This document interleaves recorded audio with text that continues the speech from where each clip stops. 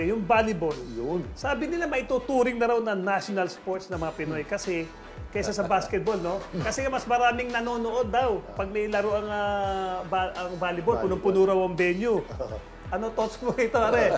Volleyball. Well, totoo naman, talagang maraming nanonood, ano? Pero sa tingin ko, hindi pa ganun siya mako-consider na, hindi naman ako biased, pero hindi mako-consider na number one sport natin ang volleyball.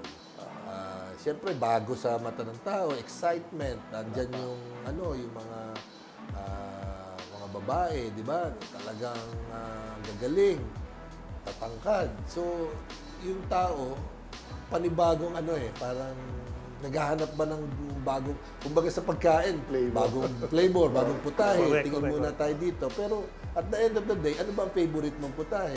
Basketball pa rin. Parang ganun ba? Tama.